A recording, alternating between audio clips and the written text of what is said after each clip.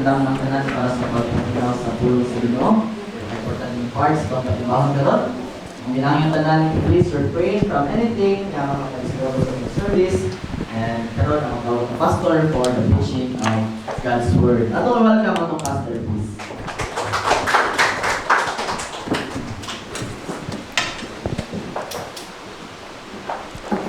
Amen. Thank you, choir, for that wonderful song. Called to make a difference. And I hope that the difference that you will be making is a good difference. Dili bad difference. Kay basin pod baya og you will become a source of bad things. And I hope mga pinangga nga mga kaigsunan, you will be someone nga mahimong source of a good difference. If you don't have a Bible, mga kaigsunan, you can borrow Bible with us. You can borrow Bible. Kindly raise your hand if you wanted to borrow a Bible. Gusto mo mahulam og Bible. And we could allow you to borrow a Bible para maka-open pod mo sa inyong mga Bible. And if you have somebody with you nga walay Bible, so please share your Bible with your brothers and sisters this morning, mga kaigsuunan. Actually, I have planned to preach about the resurrection since it is Easter Sunday, the day when God was resurrected. Nabanhaw si Jesus Christ early in the first day of the week. So very early in the first day of the week, the Lord Jesus Christ rose from the dead. And I am supposed to preach about the resurrection of the Lord Jesus Christ today. But this morning, I am led by the Lord to an entirely different message. And this message, somehow, you could say it is connected to resurrection, but it is raising of a dying sinner. Raising of a dying sinner. And restoration of a dying sinner. Tanawon ka na karon mga kaigsuunan. And the text that we are about to study this morning is a very familiar one. Is found in the book of Psalms. In the book of Psalms, specifically in Psalm chapter 51. If you are there, please say, Amen. Amen. Psalm chapter 51, sa ato mga Bible palihog. And akong gihangyo ang tanan, ang matagusa, to please stand up, manindugta mga kaigsunan, to give reverence to the reading of God's Word. I would like to read Psalm chapter 51 for you, the whole 19 verses this morning. Biblia na gayon. To the chief musician, a son of David, when Nathan the prophet came unto him after he had gone into who? Bathsheba. You're familiar sa background of this psalm. Verse 1. Have mercy upon me, O God, according to thy loving kindness, according unto the multitude of thy tender mercies. Blot out my transgression. Wash me thoroughly from mine iniquity, and cleanse me from my sin. For I acknowledge my transgressions, and my sin is ever before me. Against thee only have I sinned, and done this evil in thy sight, that thou mightest be justified when thou speakest, and be clear when thou judgest. Behold, I was shapen in iniquity, and in sin did my mother conceive me. Behold, thou desirest truth in the inward parts, and in the hidden parts thou shalt make me to know wisdom. Purge me with hyssop, and I shall be clean. Wash me, and I shall be whiter than snow. Make me to hear joy and gladness, that the bones which thou hast broken may rejoice. Hide thy face from my sins, and blot out all mine iniquity. Create in me a clean heart, O God, and renew a right spirit within me. Cast me not away from thy presence, and take not thy Holy Spirit from me. Restore unto me the joy of thy salvation, and uphold me with thy free spirit. Then will I teach transgressors thy ways, and sinners shall be converted unto thee. Deliver me from blood guiltiness, O God, thou God of my salvation, and my tongue shall sing aloud of thy righteousness. O Lord, open thou my lips, and my mouth shall shew forth thy praises. For thou desirest not sacrifice, else would I give it. Thou delightest not in burnt offering. The sacrifices of God are a broken spirit, a broken and contrite heart. O God, thou wilt not despise. Do good in thy good pleasure unto Zion. Build thou the walls of Jerusalem. Then shalt thou be pleased with the sacrifices of righteousness, with burnt offering and whole burnt offering. Then shall they offer bullock upon thine altar. Let's pray. Father God, oh, what a wonderful word. Ngayon mo ang gipadungog sa amuha karon Ginoong kabuntagon. Salamat Amahan kay mapinasayloon ka. O sa diha nga pasayloon na nimo ang imong anak. Di ilang kay nimo i-blot out ang iyang sala. Imo pong kalimtan Ginoo. Thank you Lord kay maluluyon ka. Mao na di may mahadlok mo duol sa imuha Amahan. Sa diha nga among ipaubos among kaugalingon. Kay kabalumi maluoy ka. Ginoo karon hikapa ming tanan Ginong Dios. Hikapa ang akong kasing-kasing. Hikapa ang kasing-kasing sa matag usa nga niya karon Ginoo. Kay kami mga makasasala. Og itugot Ginong Dios nga among ipaubos among kaugalingon para among maangkon Ginoo ang grasya sa kapasayloan sa among mga kasalanan. Ginoong Dios, tagaig kaalam ang imong ubos nga alagad alang sa pagwali sa imong pulong. Nga kini mahimong dili mababagan pinaagi sa iyang pagkamagkasala. Apan Ginoong Dios itugot nga ang imong alagad makasaysay paunta sa imong pulong sa pinasahi pamaagi nga masabtan sa imong mga anak Ginoo ang mga butang nga angay namong madungog ug masabtan karon. Salamat kay dunggon nimo mga pag-ampo. Sa ngalan ni Jesus among gitinguha ning tanan. Amen and amen. Palihog manglingkod kitang tanan.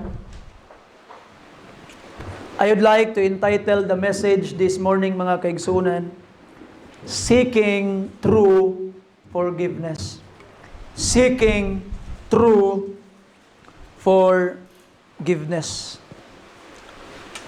In our text, mga pinangga nga mga kaigsunan, we found David making his horrible sin public.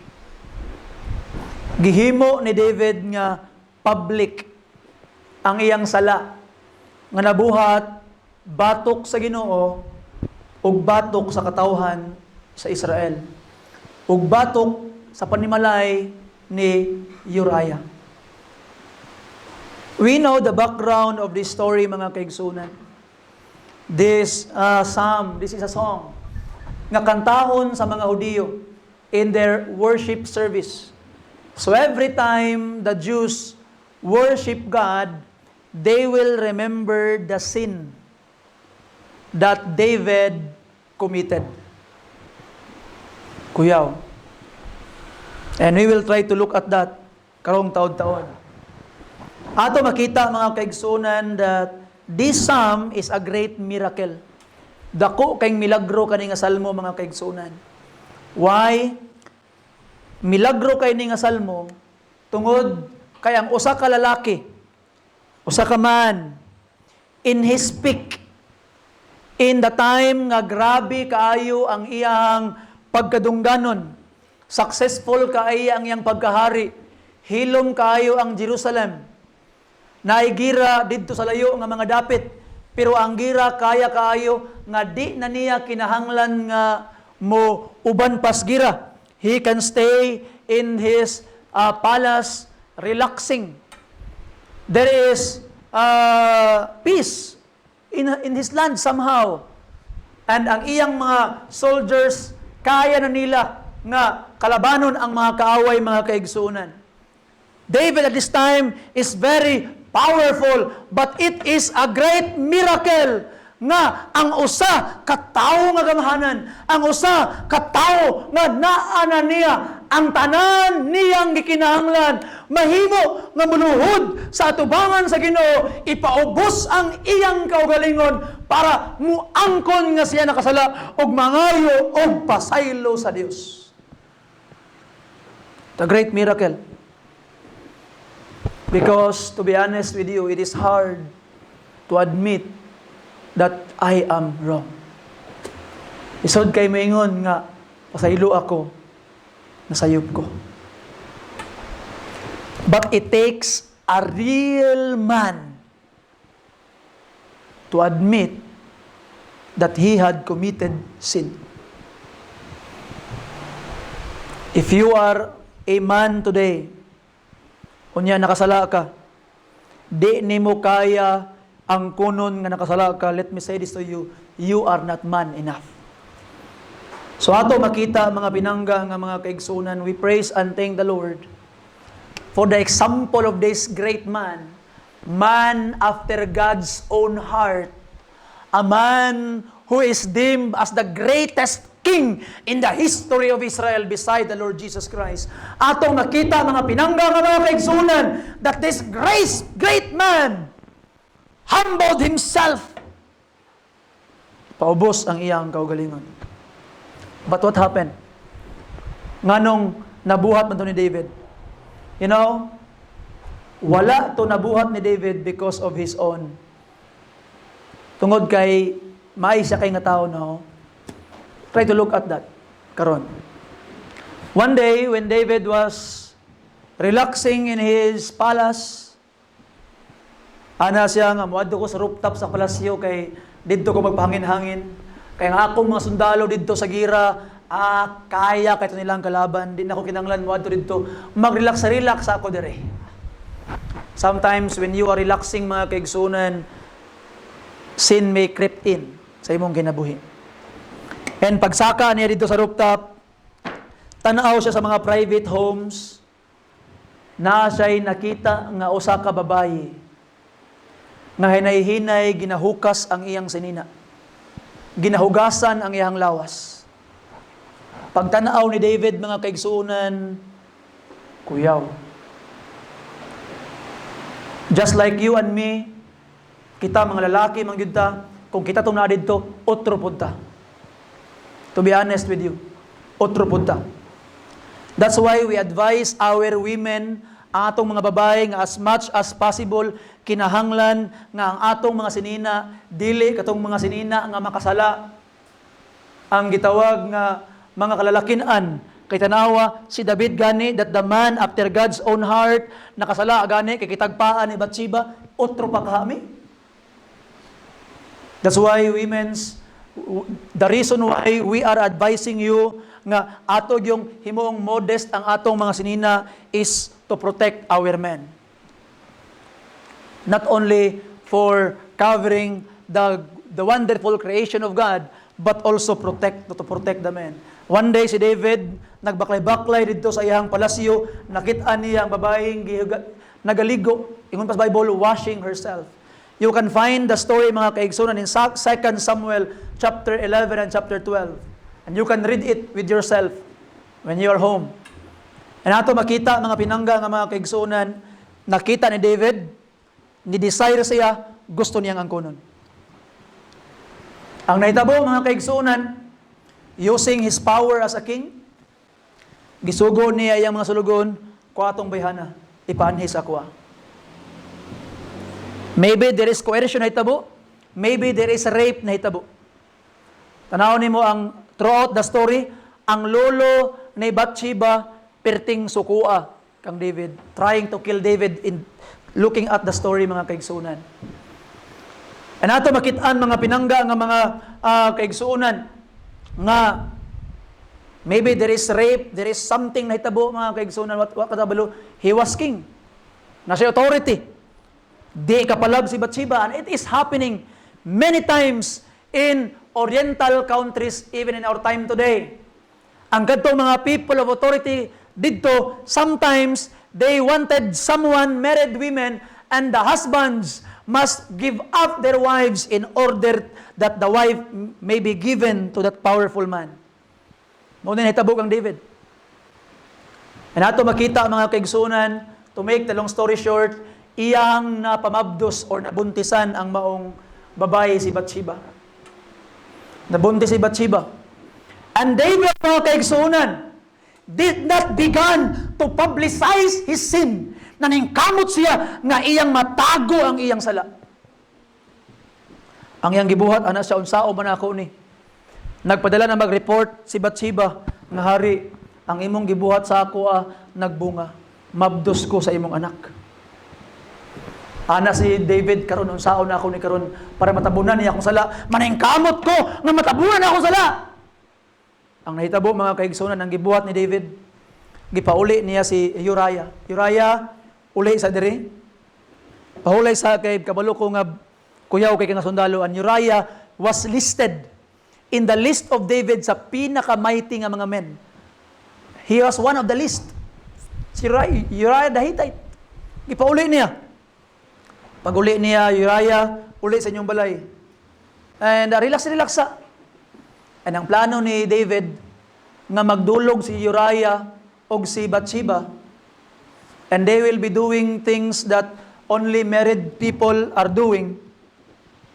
And then para og nabuhat ni Uriah, pwede mo ingon din si David nga, na may nahitabo sa inyo ha, pag-uli nimo, kanang bata, ikaw ang tag-iya, ana. Inana ang plano ni Uriah para ni David para matambunan ang iyang sala. But Uriah was a very faithful man. David, because of his lust, lost faithful men who are ready and willing to die for him. Uriah, mga kaigsunan, I believe, is ready to die for David. Uriah, I believe, is ready to fight to the death in order to protect his king. Ingon pa niya, hari, wa ko'y katungod nga muuli sa balay, magdulog-dulog sa akong asawa, nga ang imong mga katawhan, ang katawhan sa Dios, nakigbatay dito sa gira. No, hurry, I will stay. Sagpa sa dahong ni David. Nga naman, kamulo ang iyang katawhan, didto nagigpatay siya mismo. Nagpaharuhay o nagpakasala, nagpabilin sa Jerusalem. And ang iyang sulugon, giing na niya, ikaw, adto dito sa imong asawa, tulog dito, dulog mo dito, pag-relaksa, and then ingon, di ko hari, di makaya sa akong konsensya, nga muadto ko dito sa akong asawa, magpahulay-pahulay, unya, ang mga katawhan sa Dios, nakigpatay, gihatag ilang kinabuhi para sa gira, no hari, I can't do it, I will stay. Siguro kumot ang kasing-kasing ni David, patay. Pero si David, maningkamot gid siya nga matabunan ang sala.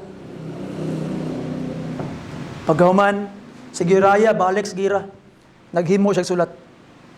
Kang Joab. Si Uriah, pagkikipadala. The man that is willing to sacrifice and die for him, gitraidor niya. Joab, ang inyong buhaton, i-encourage si Uriah nga mag-una-una sa gira. Duol dahin mo dito sa dapit sa wall. Pag duol dito sa wall, pag grabe ng komosyon, biyain ninyo si Uriah nga siya isa.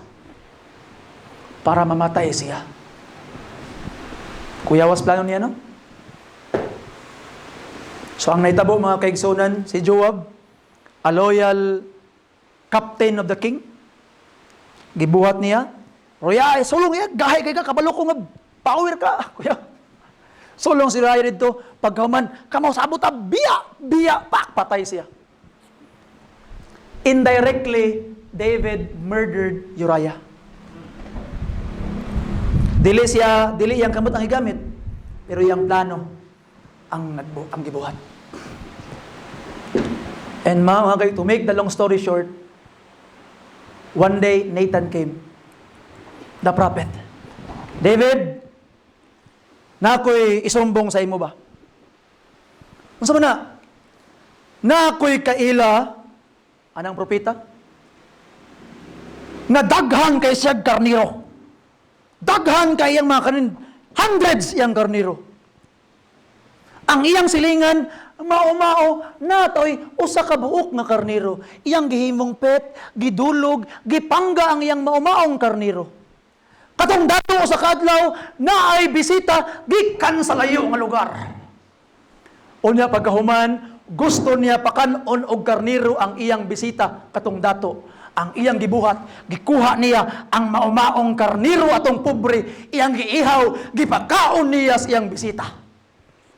Anas David, aha man ang tawana, kinsa man ang tawana, ato nang silutan. Suko kas David. Ingon si Nathan, you are the man. Ikaw tong tawhana hari. Naa kay palasyo, daghan kag mga asawa. Pero gikuha gid nimo ang kang Uriah nga nag-inusara. Didto si David. Murag ang tibuok bukog ni David, pak, collapse. Kaya nga naman, gi-condemn niya yang kaugalingon.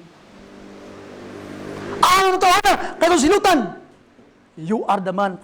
May imagine ako siya nang luspan si David. Yang pula nga ngabil, nahimong puti. Iyang ligon kay nga tuhod, gakurog-kurog na. Kaya nga naman, he was the man. And you know, the third person that God used para mapublicize was Asaph. Igsoon, there must be people who are willing to say, you are the man. And ato makitan si Asaph, naghimo po siya kanta. Chapter 50 lang, abay lang. And in chapter 50, mga kaigsunan, di na ako basahon tanan. Verse 16. But unto the wicked, God saith, what hast thou to do to declare my statutes, or that thou shouldest take my covenant in my mouth?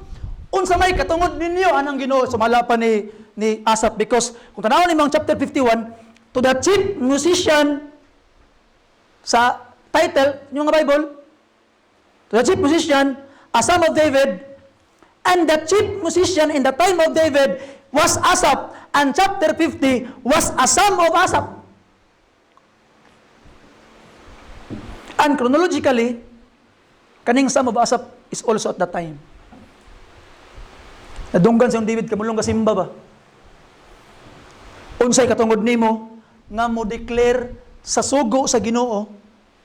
Ningon niya, seeing, verse 17, thou hatest instruction and castest my words behind thee. Meaning, ang ginaingon ni, gitawag nga, Asaph mga kaigsunan, unsay katungod nimo, nga mosulti sa mga katawhan, sa iyang pulong, nga human nimo, isulti iyang pulong, paglakaw nimo, ikaw mismo ang nagsupak-supak ni ini. Siguro, niyaging Domingo, nadungga ni David, ang kanta, ang gihimo ni chief musician, nangurog na po siya. There must be someone who will use the word of God to rebuke the sinner. And ato makita mga pinangga nga mga kaigsuunan. What happened? Si David ni kurog. Gihimo niyang public ang iyang sala. And let us try to look at that this morning mga kaigsuunan. 2 parts lang atong mensahe karon, 2 parts lang.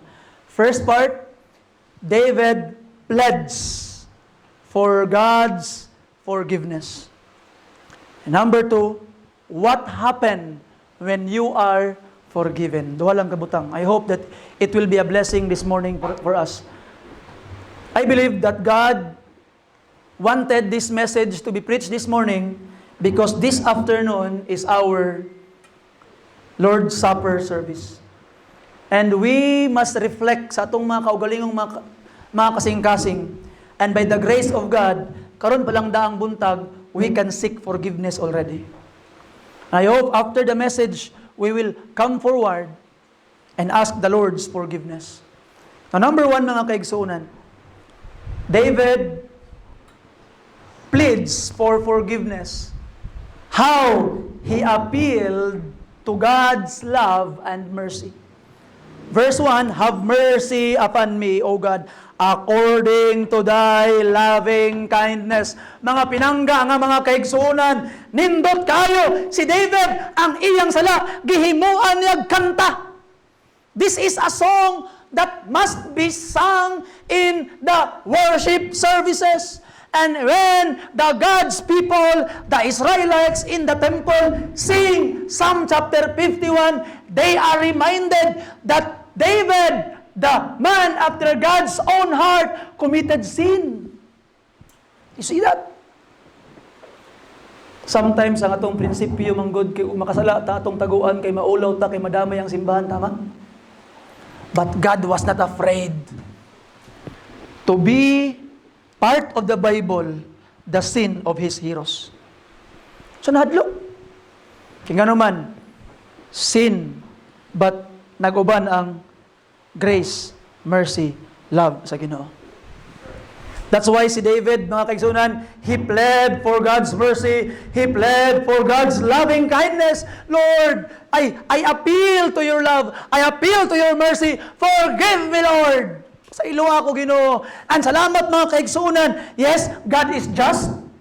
God is good. And if God is only good and only just, si David, pag muadto siya dool sa Ginoo, he will only expect punishment. Kulat taragid ang iyang madawat gikan sa Ginoo. But mga kaigsunan, he is not afraid to come to God. Why? Because he know God is merciful, God is loving, and God will give him grace. So I know we are sinners. Kung may mapili sa ato. To be honest with you, tanan tao nga na diri sa sulod simbahan karon, why mapili na to? All of us are sinners. And we must plead for God's mercy to forgive us, mga pinangga nga mga kaigsunan. I am trying to tell people that church is not a gallery for saints. It is a hospital for sinners. And when you are a patient, you go to hospital. Why? Because you know that you are sick. And mga kaigsunan, we go to church because we know that we are sinners. And we need God to heal us.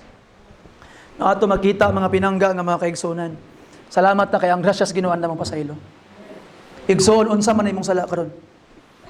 Unsa na imong sala karon? Pasayloon kas Ginoo. Come to Him. Don't be afraid to make it public. Come to Him. And na itulo ka butang under this, na-realize ni David kung unsaon sa Ginoo paghawa ang iyang sala. Unsa iyang sala? First nga appeal ni David, blot out my transgression. Blot out. Saan ang blot out? Blot out, i-erase. Kaniadto, na sila yung mga parchment. Unya, pag masayop ka, og sulat, na sila yung murag kutsilyo, murag penknife, nga ilang kagison sa kutsilyo ang ink, para ma-erase. That is blot out. So meaning, mga kaigsunan, David recognized that what he had done was illegal. Kung unsa to yang gibuhat was a mistake, was a sin, was horrible. So ingon sa Ginoo, blot out. I want my record straight. Ginoo, you have books in heaven na record ang akong mga sala. Pero kabalo ka, katong imong mga sala nga na record sa langit in the books, in the Revelation chapter 20. Books according to your works. Nakabutang dito ang imong mga sala. Pero pwede to i-blot out sa Ginoo if you come to Him and ask for forgiveness. Kabalo ko dagan tag sala, pero i-blot out to sa Ginoo, i-reason sa Ginoo with a knife. Pero kuyaw lang ang pag-blot out sa Ginoo, kaya ang knife wala niya giana sa sulat. Giana niya sa iyang anak. You see that? Wow. So blot out my sin. tanggala, langkata, irisa. So mga kaigsunan, ang imong record can be straight. Pastor, bad record naman kay ko sa Ginoo. Pastor, yes, kitang tanan bad record ta, pero ang imong record sa Ginoo pwedeng matulid. Pwedeng ma-erase tong mga dili maayo, ang mabilin maayo ngano man, pwedeng i-blot out sa Ginoo ang imong transgression. Nakalista na, i-blot out pagyud sa Ginoo ngano man you wanted to make it right. So igsoon, akong hangyo sa imuha karon, come to God and ask God to blot it out. Tanggala Ginoo, langkata Ginoo, irisa Ginoo, put your knife in me and erase the transgression. Be ready because sometimes it will be painful. But mga pinangga nga mga kaigsunan, He can blot it out. Set it right. And ikaduha niyang giingon, verse 2, wash me thoroughly from mine what? And cleanse me from my sin. Wash me. So meaning, walang gitawag nga ginaunan ni David nga illegal yang gibuhat, kinahanglan ma-blot out, giisip pud niya nga hugaw siya, kinahanglan siyang hugasan. Ang sala mga kaigsunan, dili siya butang nga hugaw nga imong ginabuhat sa gawas, kung dili butang nga hugaw nga naa sa imong sulod. That is sin. O kinahanglan hugasan.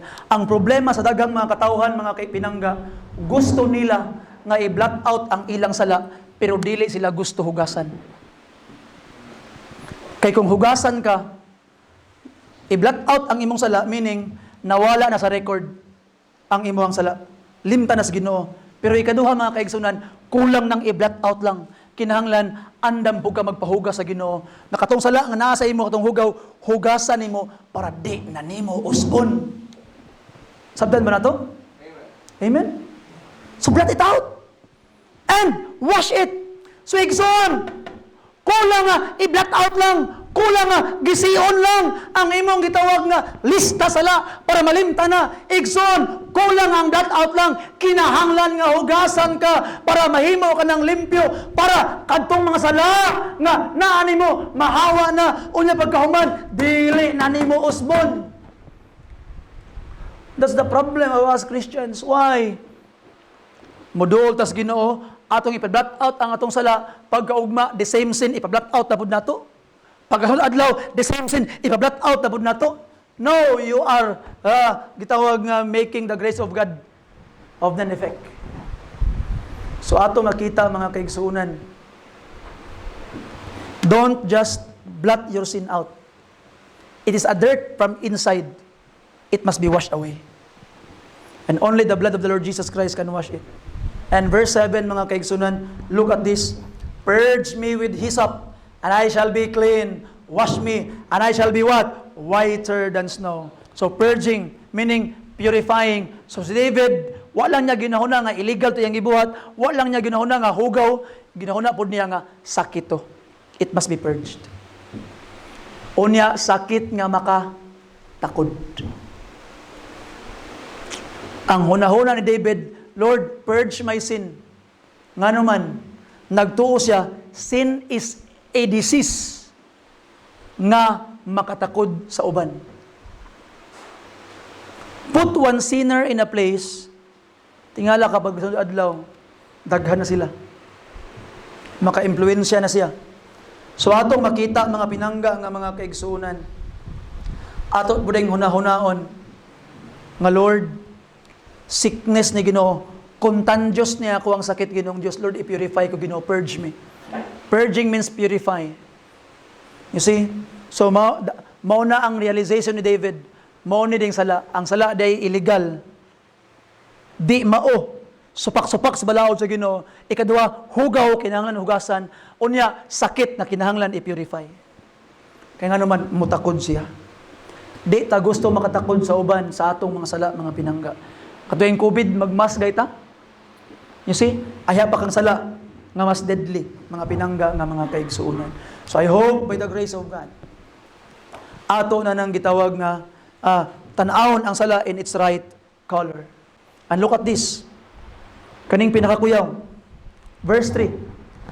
For I acknowledge my transgression, and my sin is ever before me. Against thee, thee only have I sinned, and have done this evil in thy sight. And look at this. That thou mightest be what? When thou speakest, and be clear when thou what? No more excuses. No more alibi. Unsa man ang ginabuhat sa mga tao pag makasala sila? Ay, ato man kong panahon na kay nalain akong paminaw, muna nabuhat na ako to. Ay, giunahan manggug ko niya, muna nga, giunahan man ko niya, natinta na lang pug ko.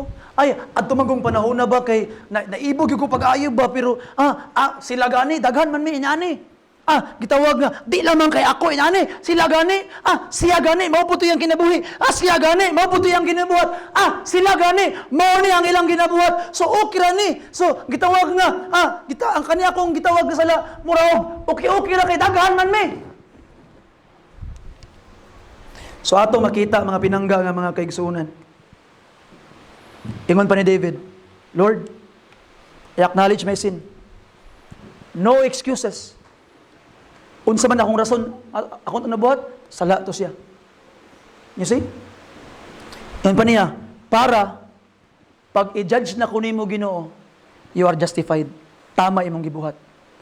Pag imo na kung hukman, clear ka. Way mali nga imong gibuhat Ginong Dios. I deserve your punishment. Muna ang gibuhat ni David. You see? So atong makitaan mga kaigsunan, instead of justifying himself, ako mangguding nabuhat tungod kay mao ni akong rason. That's the line of people. But when you understand the grace of God, Lord, you are justified. Kung imo kong hukman, tama imong buhaton. You see? Instead of justifying himself, he justified God in the judgment that God is about to do to him. So I hope mga pinangga nga mga kaigsunan, pag makahimo ko tagsala, di nata mag-ingon pa nga, ay, inaani man gud to. Inaani man gud ako ang gitawag nga kinabuhi. Inaani man gud akong kaagi. Mo na akong experience sa una inaani mo na mabuhat na ako ni. Gitawag nga kanong gitawag siya man gud nag-una-una, giunhan man gud niya mo na nabuhat na ako to. Inaani mo ni no. No more explanation. No more justification of self. Just admit, Lord, that was wrong. And if you will punish me, you're right. You're right. You see? So I hope we will be like David. We will be like David. And ato makita mga kaigsunan, di lang kay kana kabalo ka sige pangayo ni David sa Ginoo. Ang gipangayo sa Ginoo ni David sa Ginoo mga kaigsunan. Verse 10. Create in me a clean heart. It is a recognition nga ang my heart is dirty, Lord. Give me a clean heart. O God, renew a right spirit within me. Lord, renew a right spirit within me. You know mga kaigsunan, first time I read this, didto sa RX sa kinabuhi. Itong Bible nga ako nadawatan, resita alang sa kinabuhi, RX. Bisaya nga baga nga Bible. First time I read it, wa pa ko masimba itong panahon na. But you know, kung basahon bitaw nimo ang Book of Psalms, naagi usa nga mahitabo sa imuha when you read it with understanding. Pag basahon nimo no, wa pa ka nakahuman sa imong chapter, mopos ka kay magampo ka. And dili kay giplano nimo, mura bitaw ma-feel nimo ang urge bitaw nga mohunong ka kay mag-pray ka. And I can still remember this text. Ang gi-pray ni David nga tagaan siya og limpyo nga kasing-kasing. And I pause there, Lord, tagaay kog limpyo nga kasing-kasing Ginong Dios. And I continue reading, renew a right spirit within me. Tagaay ko og bag-o nga espiritu Ginoo, bag-uha akong espiritu. And I prayed, bag-uha akong espiritu Ginoo. You see? It means mga kaigsunan, the Bible we are reading must be first applied to us.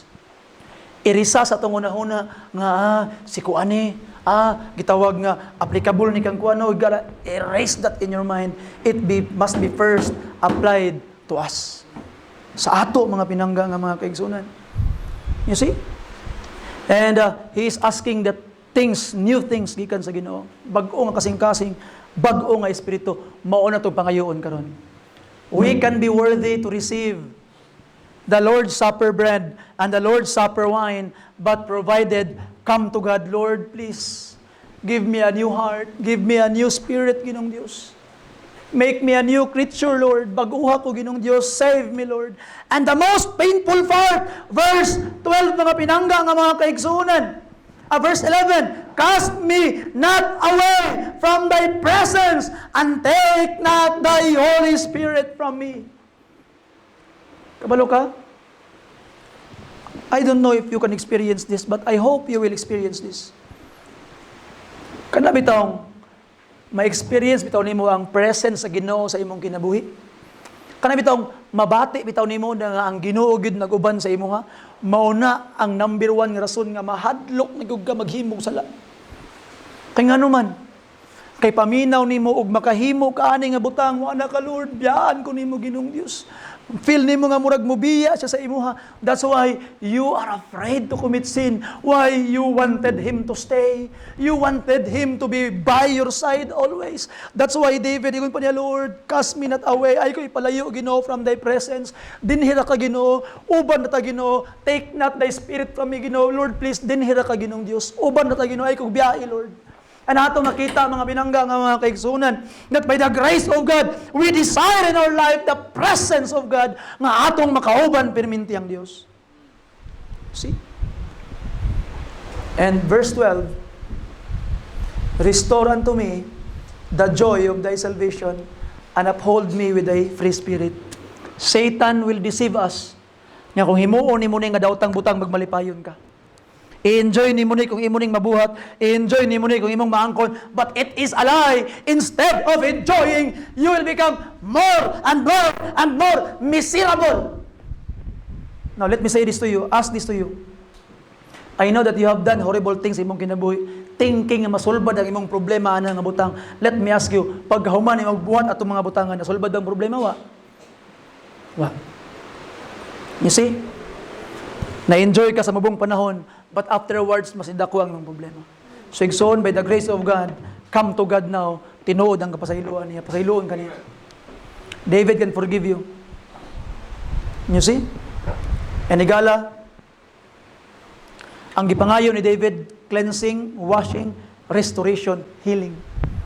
Muna itong pangayoon sa Ginoo. Number 2, on the second part of the message, and this is shorter one, mga pinangga nga mga kaigsunan. What happened when you will be forgiven? Sa may tabo kung imo nang maangko ng kapasayloan sa Ginoo nga di na ka mag-alibay, imo nang admit sa Ginoo, Lord, og silutan ko nimo tama ka Ginoo, it's right Lord because I am a sinner, Lord. No more excuses. What will happen if you would receive this true forgiveness nga unta madawat nato tanan karon? Number 1 mga pinangga nga mga kaigsunan. You know, a forgiven sinner is an attractive witness. A sinner nga gitago-tago niya ang iyang gitawag nga sala, way pulos nga witness. Pero a sinner nga gipasaylo na sa Ginoo, attractive kayo. Tanawa yung ni David mga kaigsunan. Verse 13, after sa pasayloon, then will I what? Transgressor die? And sinners shall be. Wow, I like that. So atong makita mga kaigsunan, maybe you are not yet an effective preacher, effective teacher, effective witness. Why? Basig napakagitago-tago nga sala nga wa pag yun mo gitugian sa Ginoo. You will become an attractive witness when you give it all to God. Lord, I admit all of this. No more excuses, Ginoong Diyos. It is right if you will punish me. Forgive me, Lord. I am wrong. You see? And ato makita mga pinangga nga mga kaigsunan, you will become an attractive witness. David became an attractive witness. He converted a lot of sinners. Why? He made his sin public. Ang iyang kinabuhi mga kaigsunan became a testament of the grace and forgiveness of God. Tanawa atong hari, grabe ang iyang gitawag nga sala, pero ni humble down siya, napasaylo siya, and he was restored. You see? Nga ato makita mga pinangga nga mga kaigsunan. Come to God and be restored, and you will become an attractive witness. If ang mga tao that ilang ginatabunan ang ilang mga sala, we wanted them to keep quiet. Keep your mouth shut. Wa kay katungod, magwali. But when a person is trying to ask for forgiveness, admitting he's wrong, after the forgiveness, we ask that person to give his testimony. Go out and give your testimony. No longer ashamed, nga naman, you're forgiven. You see?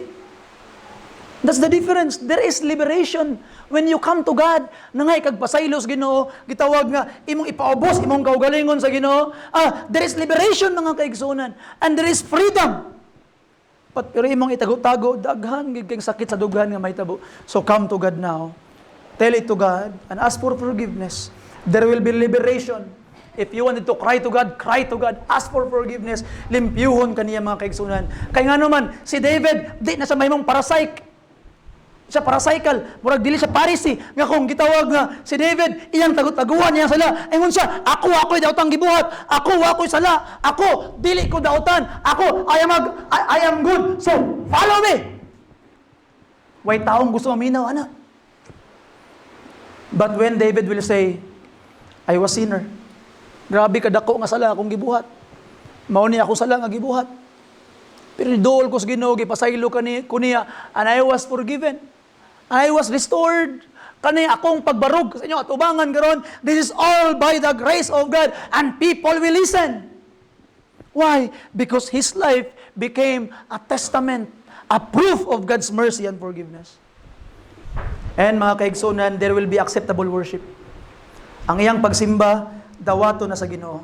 Verse 17, the Bible says, kung tanawin mo ang verse 15, O Lord, open thou my lips, and my mouth shall shew forth thy praises. He can now not just preach, but also praise God with singing. And the Bible says, verse 16, For thou desirest not sacrifices. Katong mga halad ng mga sinunog, dito mo gipangita sa Ginoo. Ang gipangita sa Ginoo, the sacrifice of God are a broken spirit, a broken and contrite heart. O God, thou wilt not despise. Igsoon, di na kinahanglan nga mohatag pa kag kwarta sa simbahan para pasayloon kas Ginoo. Di na kinahanglan nga gitawag nga mukamang pa kadto bangan simbahan, ibunggo-bunggo pa nimong ulo, magpalansang ka sa cross para pasayloon kas Ginoo. Di na kinahanglan mga kaigsunan nga mutuyok pa ka bisag asang lugar, mutabok pag mga bukid para pasayloon kas Ginoo. Ang gipangita lang sa Ginoo is a broken heart because of sin. Your heart is broken. Anak ka Lord, sayop gito Ginoo. Mali gito Ginoo. I admit that I am wrong. My heart is broken, Lord. Pasaylo ako. Ug kana nga butang dili na balibaran sa Ginoo. Iyan ang dawaton. Iya kang pasayloon. Ganus karon. Karon igsoon. And you will become ready to receive this forgiveness, and you will become worthy by His grace to receive His body this afternoon. The best offering you can give is a broken heart, broken because of sin. And lastly, mga kaigsunan, I will close. Tanawon nimo ang verse 18 and verse 19. Do good in thy good pleasure unto Zion. Build thou the walls of Jerusalem. Then shalt thou be pleased with the sacrifices of the righteousness, with burnt offering and whole burnt offering. Then shall they offer bullock upon thine altar. Look at this. David is talking in behalf of the people nga makahalad na ang mga tao Ginoo, makaserve na ang mga tao Ginoong Dios. Jerusalem's wall will be built na Ginoo, maligo na ang among nasod Ginoo. Nganuman, there is no private sin. Again, there is no private sin. If you sin privately, there will become a public effect. Tingala ka, ikaw rin nakabalo sa imong sala, pero ang imong mga anak apil ka struggle. Kabalo ka, ikaw lang ang nakabalo sa imong gibuhat nga daotan, pero ang ministry ga struggle. Kabalo ka, ikaw lang ang nakabalo ani nga binuhatan, pero ang mga tao sa imong palibot affected. Because look at David sinned. Not only him stop worshiping God, but whole Jerusalem. Muna naingon siya after his forgiveness as the king. Sumala pa niya, everybody will worship. And their sacrifices will be accepted. So igsoon, sultian ti ka. Don't be selfish. Kung maghimo kag dautan karon, listen carefully. dili lang ikaw mo'y maapektahan, especially kita nga mga ginikanan. Kita nga mga leader sa panimalay, ikaw usa ka papa, ikaw usa ka mama, sige kag pangutana, ngano man niya akong anak na daghang problema, ngano man niya akong anak na daghang challenges, listen carefully. Maybe you are bringing curse to their life. You are not obedient to God. You need to grow up. Hubong ta. You need to grow up, mga pinangga nga mga kaigsuunan. And only God can help us. Because there is no private sin. Our private sin can affect them publicly. And this is a sad reality, mga kaigsunan. Look at the story of Achan. Si Achan lang ang naisala privately, gitago niya itong iyang ipangkawat dito sa ilang tent. But what happened? Many people in Israel died because of that private sin. Damay ang uban. So makadamay day tadi ay. So it's really pays to obey God. Tanawa si Joseph. Nag-obey siya sa Ginoo, gi-honor niyang Ginoo. Unsa may nahitabo, ang balay sa unbeliever nga si Potiphar, gibless, nga naman, obedient ang nagpuyo sa iyang balay. So ang imong obedient, igsuon, ikaw usa ka anak karon, ang imong obedient, pwedeng mahimong panalangin sa imong tibuok pamilya. Ikaw usa ka ginikanan karon, ang imong obedience, pwede mahimong panalangin sa imong tibuok pamilya. So igsuon, by the grace of God, come now, because the nicest thing to know is your forgiveness is real. No more explanation, no more alibi, no more excuses. Lord, I am wrong. And if you will punish me, you are right. Forgive me, Lord. Sa ilo ako Ginoo. And Lord, ay lang kata akong sala. Kung dili, hugasi po ko Ginoo. Og tambali ang akong epidemic Ginoo. Ang akong sala, nga di na ako makatakod sa uban. Lord, I am a sinner. Cleanse me. And you will be cleansed this morning. Malimpyo ka. And I hope by the grace of God, this message is for all of us. We can be forgiven. And this message is also a hope. If you know someone na gitawag nga nakahimo og dili maayong butang, nakasala, there is hope that the fellowship will be restored because the forgiveness of God is real. Tinuod ang restoration sa Ginoo. Basta kay ang gidiman sa Ginoo, broken heart for sin will be given, then it will happen. You see? So mga pinangga nga mga kaigsunan, walay dako kay nga magkasala sa kalibutan nga dili kaya pa sa iluon sa Ginoo. Kung giisip na imong kagalingon nga dako kay nga makasala, kaya ka pa sa iluon sa Ginoo. Come now and be ready sa pagtagbo sa imong kaugmaon. He will forgive you. Palihog man hindong tanan.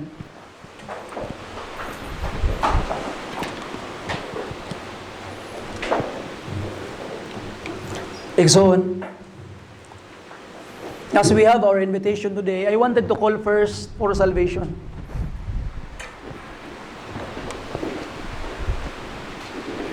Maybe nasa ato karon diri nga pastor, magkasala ako pastor. Kabalo ko nga silutan ko sa Ginoo. Pero ako kabalo kung asa ko padulong human sa kamatayon. Wa ko kabalo kung malangit ba ko o dili human sa kamatayon. Pero pastor, gusto ko makabalo nga malangit ko padulong pastor. As we listen to the music, mga kaigsunan,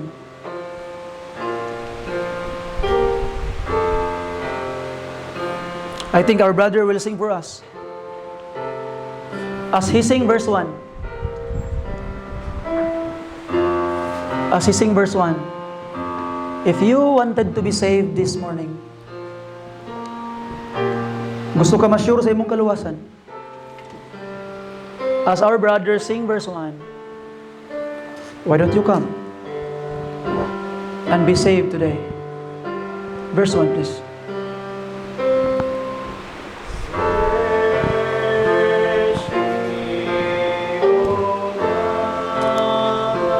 Come now. Sure ka na ba nga human sa kamatayon? Langit padulong ang imong kalag? Basing dili pa. This is your chance. Nga mahimo kang sure. Para ni sa imo. Ang espiritu ga istorya sa imo ay paglangan. Come and be saved. Come and be saved. I would like to call also the Christians. You have heard the message, mga kaigsunan. And I know that all of us natay mga sala. Maybe this morning, you will receive true forgiveness from God. Tinuod nga kapasayloan, iyang ihatag sa imuha karon. That's why, as we sing verse 2 karon, para ni sa imuha igsoon, Kristohanon, ikaw nga nagatuo sa Dios. I know that you have also committed sin, just like David. It is your opportunity to come. As we sing verse 2 karon, come, leave your chairs, come to the altar, and pour out your heart sa Ginoo. Lord, no more excuses. No more alibis. I admit that I am wrong. I come. Forgive me, Lord. As we sing verse 2, please.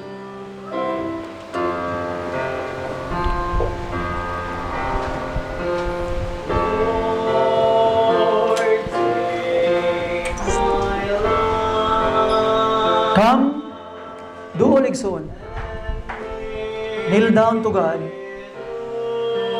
and let Him give revival sa imong kasing-kasing. Maybe you're a dying sinner that needs reviving. You can rise again from sin. Today, duo lang. Duo lang. Sa iluon ka niya.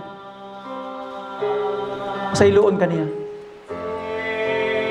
Ikumpisal na imong sala ngadto sa Ginoo karon. Isulti sa iya hatanan.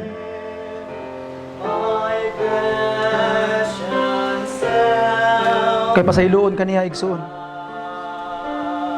Tinuod iyang kapasayloan.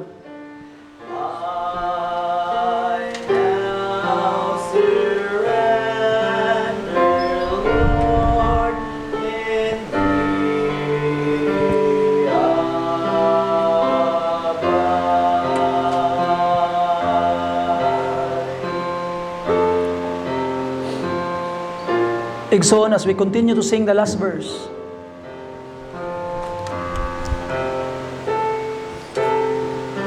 continue to pour out your heart to God. Daghang panahon nga sa mata kang David, atong gipaningkamutan nga matagu-taguan ang atong mga daotang miuhatan, ang atong mga sala. And when we are rebuked, di pa gid ta moangkon. Ato pa yung i-justify itong kaugalingon. Atong ingon, mao ni akong kalipay. Mao ni akong gusto. Wa ta kabalo while saying it. Gasakit diyang dughan sa Ginoo. Kaya nagpakamatay siya para sa imo. Igsoon, I hope this morning, just like David, no more argument. No more alibi. No more excuses. Lord, I'm wrong. I have sinned. Forgive me. Sa ilo ako Ginoo. As we sing last verse, please.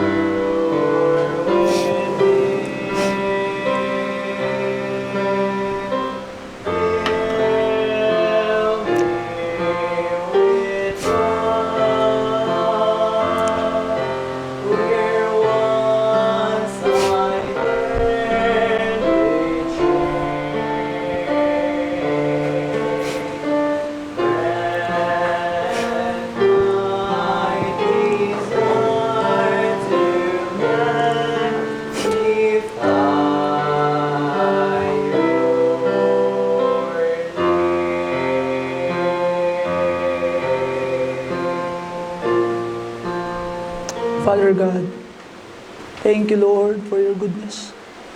Thank you, Lord, because your forgiveness is real. Tinuod imong kapasayloan, Ginoo. All of these people, Lord, is coming to you, Ginoo. No more argument. No more excuses. No more alibis. We come now to you, Lord, forgive. Please forgive us. Our heart is broken because of sin. And Ginoong Diyos, make us ready, Ginoong Diyos. Do not just blot out our sins, but cleanse us and heal us from this horrible sickness, Ginoo. Salamat, Ginoong Diyos, sa imong kaayo. Thank you, Lord, for giving us help, opportunity, nga makaserve o maka-honor pag yun sa imo. Salamat sa imong pagtubag, sa imong prayers, Ginoong Diyos. Ikaw na'y bahala na mo, Lord. We need you. In Jesus' precious name, amen and amen. Thank you, mga kaigsunan. Thank you, and God bless you. And I hope that do not forget, this afternoon, alas 3, we'll start ang atuang Lord's Supper service. We will have a Lord's Supper service this afternoon. So, please be present.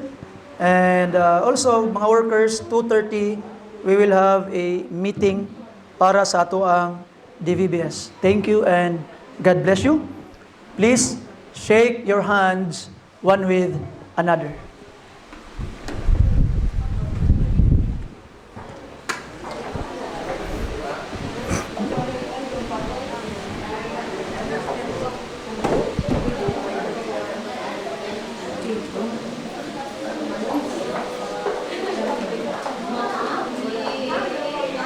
Culture.